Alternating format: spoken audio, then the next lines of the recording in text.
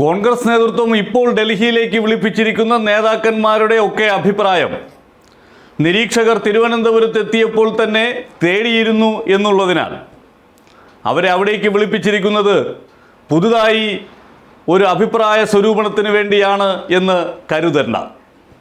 ഉറപ്പായും അതിനല്ല. ഹൈക്കമാൻഡ് ഇപ്പോൾ തയ്യാറാക്കി വച്ചിരിക്കുന്ന കേരള മന്ത്രിസഭയെ സംബന്ധിച്ച പാക്കേജ് അത് ഈ മുതിർന്ന നേതാക്കളുടെ സാന്നിധ്യത്തിൽ അവതരിപ്പിക്കുക, കേരളത്തിൽ അതിൻ്റെ പേരിൽ ഉണ്ടാകാനിടയുള്ള മറ്റ് രണ്ട് നേതാക്കന്മാരുടെയും, ആര് മുഖ്യമന്ത്രിയായി വരുന്നു അത് കഴിഞ്ഞുള്ള മറ്റ് രണ്ട് നേതാക്കന്മാരുടെയും അണികളുടെ ഭാഗത്തു നിന്ന് ഉണ്ടായേക്കാവുന്ന സമ്മർദ്ദങ്ങളെ അതിജീവിക്കാൻ ഒറ്റക്കെട്ടായി നിൽക്കുക എന്ന സന്ദേശം കൈമാറുക.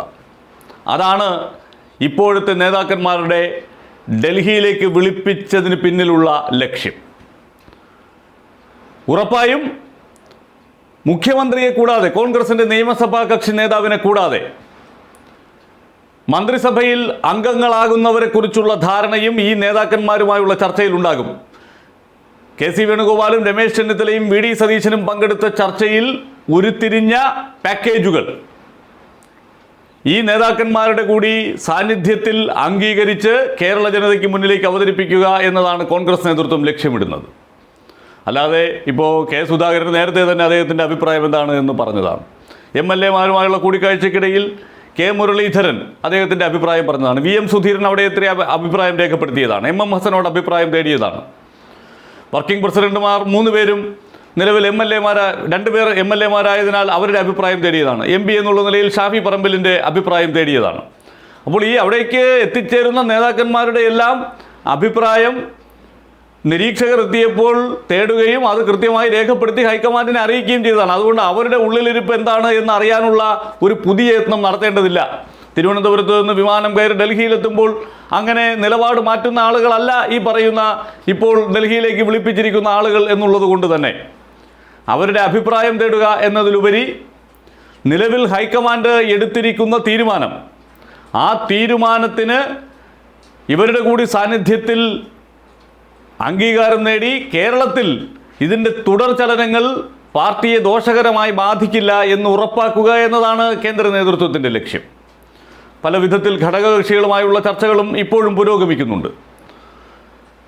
ഹൈക്കമാൻഡിൻ്റെ നിലപാട് എന്താണ് എന്ന്, അതിന് കാരണം എന്താണ് എന്നുള്ളത് കൃത്യമായി ഘടകകക്ഷികളെ അറിയിക്കുന്നതിനുള്ള ശ്രമമുണ്ട്, പ്രത്യേകിച്ച് ലീഗിനെ.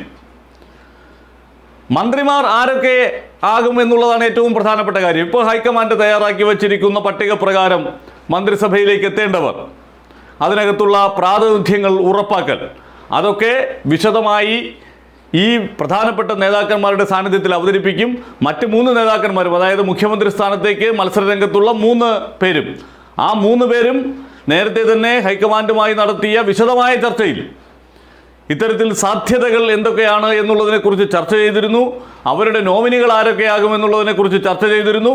ആ ചർച്ചകളുടെ കൂടി അടിസ്ഥാനത്തിലുള്ള കൃത്യമായ ഒരു പാക്കേജ് തന്നെ, ആ പാക്കേജ് എന്ന് പറയുന്നത് നിയമസഭാ കക്ഷി നേതാവും ആ നിയമസഭാ കക്ഷി നേതാവിനോടൊപ്പം അടുത്തയാഴ്ച ആദ്യം 18-ാം തീയതിയോ അല്ലെങ്കിൽ 20-ാം തീയതിയോ സത്യപ്രതിജ്ഞ ചെയ്യുന്നവർ ആരൊക്കെ എന്നുള്ളത് ഉറപ്പായും തീരുമാനിക്കുന്ന ഒരു കൂടിക്കാഴ്ചയാണ് ഈ നേതാക്കളെ ഉപയോഗിച്ച് ഈ നേതാക്കളെ ഡൽഹിയിലേക്ക് വിളിപ്പിച്ചതിലൂടെ ഉദ്ദേശിക്കുന്നത്.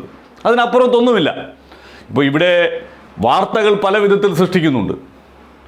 ഹൈക്കമാൻഡ് അങ്ങനെ പറഞ്ഞു, ഹൈക്കമാൻഡ് ഇങ്ങനെ പറഞ്ഞു, ഹൈക്കമാൻഡ് ഈ രീതിയിൽ പ്രതികരിച്ചു.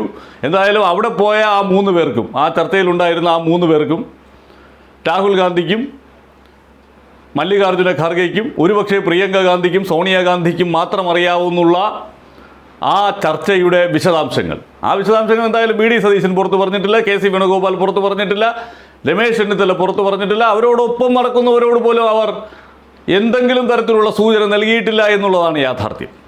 അങ്ങനെ അവർ സൂചന നൽകാത്തിടത്തോളം കാലം അവർക്ക് അനുകൂലമാണോ പ്രതികൂലമാണോ എന്നുള്ള കാര്യം പോലും നമുക്ക് ഊഹാപോഹങ്ങൾ ധാരാളമായി പ്രചരിപ്പിക്കാം. അവിടെയാണ് പറഞ്ഞത്, ഹൈക്കമാൻഡ് രാഹുൽ ഗാന്ധിയും മല്ലികാർജുന ഖാർഗെയും ഈ വിഷയത്തിൽ ഒരു തീരുമാനത്തിൽ എത്തിക്കഴിഞ്ഞു എന്നുള്ളത് യാഥാർത്ഥ്യം. അതിന് സോണിയാഗാന്ധിയുടെയും അംഗീകാരം കിട്ടിക്കഴിഞ്ഞു എന്നുള്ളതും യാഥാർത്ഥ്യം. അത് പുറത്തേക്ക് വിടാൻ വൈകുന്നത്, എന്തായാലും ഇത്രയും വൈകി. അപ്പോൾ പിന്നെ ഇതിൻ്റെ തുടർച്ചയായി മന്ത്രിമാരെ നിശ്ചയിക്കുന്നതിന് വേണ്ടിയിട്ടുള്ള തർക്കങ്ങളുണ്ടായാൽ അത് പിന്നെയും വലിയ വിവാദങ്ങളിലേക്ക് പോകാനുള്ള സാധ്യതയുണ്ട് എന്നുള്ളത് കൊണ്ട് തന്നെ ഡൽഹിയിൽ നിന്ന് തന്നെ അന്തിമമായി എന്തായാലും ഹൈക്കമാൻഡാണല്ലോ മന്ത്രിമാരുടെ കാര്യത്തിലും തീരുമാനമെടുക്കേണ്ടത്. ഇപ്പോൾ തന്നെ ആ തീരുമാനം നിയമസഭാ കക്ഷി നേതാവിനോടൊപ്പം പുറത്തുവിട്ടാൽ ഇപ്പോൾ ഉണ്ടായിരിക്കുന്ന വലിയ വിവാദങ്ങൾക്ക് ഒരു വലിയ പരിധിവരെ തടയിടാനാകും എന്നവർ കണക്ക് കൂട്ടുന്നു. കാരണം ഈ 3 പേരുടെയും പിന്തുണ ഉള്ള ആളുകൾ മന്ത്രിമാർ ആകാൻ യോഗ്യരായി അപ്പുറത്ത് നിൽപ്പുണ്ട്.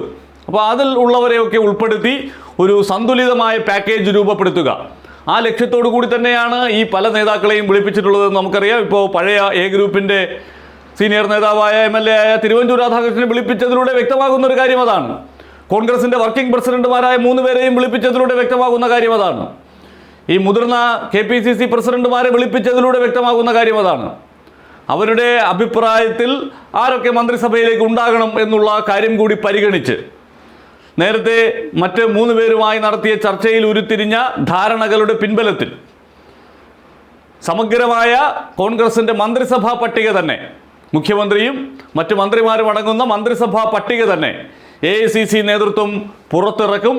അത് എന്ന് പുറത്തിറക്കും എന്നുള്ളതിൽ മാത്രമാണ് കാത്തിരിപ്പുണ്ടാവുക. കാരണം സത്യപ്രതിജ്ഞ 18-നോ 20-നോ എന്നുള്ള നിലയിൽ ചർച്ച ചെയ്യുമ്പോൾ, അതിനുള്ള ഒരുക്കങ്ങളിലേക്ക് കടക്കുമ്പോൾ ആ ദിനത്തിന് തൊട്ടടുത്തുള്ള ദിവസങ്ങളിൽ വേണമോ അതോ ഒരാഴ്ചത്തെ സമയമെടുത്ത് ഇന്നോ നാളെയോ അത് പുറത്തുവിടണമോ എന്നുള്ള കാര്യത്തിലുള്ള ചർച്ച മാത്രമായിരിക്കും ബാക്കിയുണ്ടാവുക. എന്തായാലും ഇപ്പോൾ ഈ നേതാക്കൾ ഡൽഹിയിലേക്ക് പോകുന്നത് കൊണ്ട് അവർ ഇന്നയാളിൻ്റെ ആളുകളാണ്, അവർ ഇന്ന നിലപാടുകാരാണ്, ഇവർ അവിടെ പോയാൽ നിലപാട് മാറ്റുമോ എന്നൊന്നുമുള്ള ആശങ്കയ്ക്ക് അടിസ്ഥാനമില്ല.